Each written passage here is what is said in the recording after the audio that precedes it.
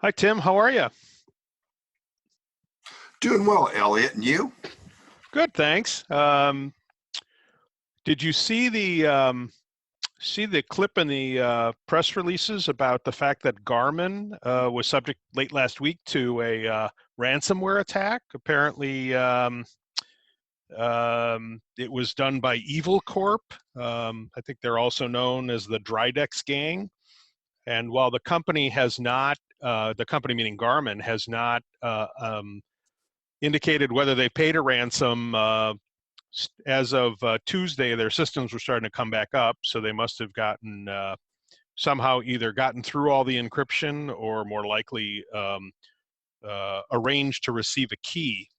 So, do you know this? Know about this Evil Corp group?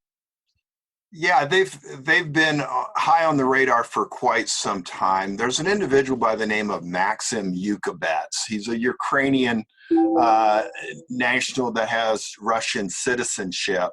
Prides himself on his abilities to hack to the extent that he has actually franchised his hacking operations. That if you're willing to pay $100,000 and a percentage of funds that you extort from your hackees, if you will. He will help you in this process. He also has a nickname called Aqua that has linked him back through to several other major hacks, specifically the Zeus hacks that happened some time ago. He's quite a cavalier individual, 33 years old, and has literally extorted hundreds of millions of dollars from banks, healthcare organizations. He doesn't have many scruples in that he's actually hacked the Franciscan Sisters of Chicago. So he's so high profile, he's been put on OFAC's sanctions list under the cyber sanctions programs.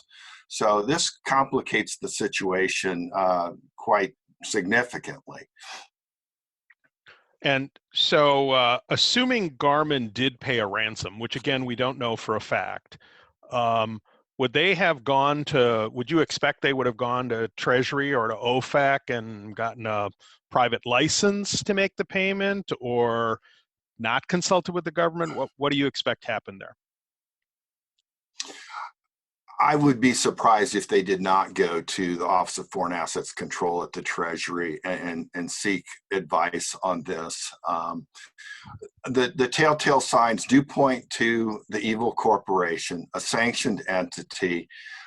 If they were to make this ransom payment, they would be in violation of Cyber 2 sanction program that comes with a minimum of I think 250,000 in penalties. Obviously, there's some calculation that goes into that.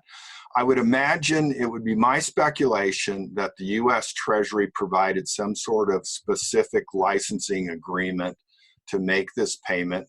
It may not be their privilege to make that public, but I can't see them going it alone, and it would certainly be folly to try and circumvent this program.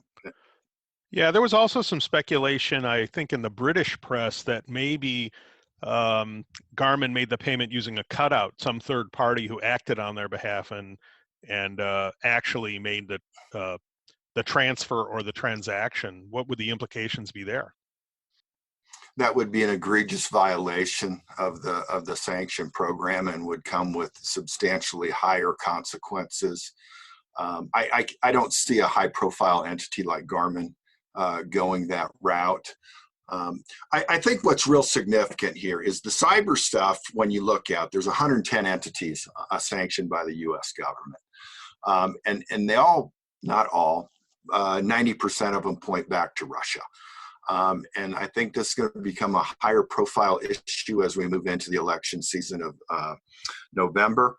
And obviously the Executive Order 13848 imposing certain sanctions on events of foreign interference in U.S. elections. I think these two sanction programs will come together quite quickly. So we're just about out of time for this week. Any last thoughts? Well, I think it bears out the importance of due diligence and good solid training from a standpoint of your personnel, not clicking on zip files, understanding what the exposures are on the internet. I know it's best practice that you run all of your people through good training programs like we did at AML RightSource this week to keep people on their toes, because obviously this is devastating from a reputational perspective. Absolutely. Well, Tim, thanks for your insights. This one is, you don't see this one every day, so it was, I'm glad we had a chance to talk about it. Certainly. Thanks, Elliot.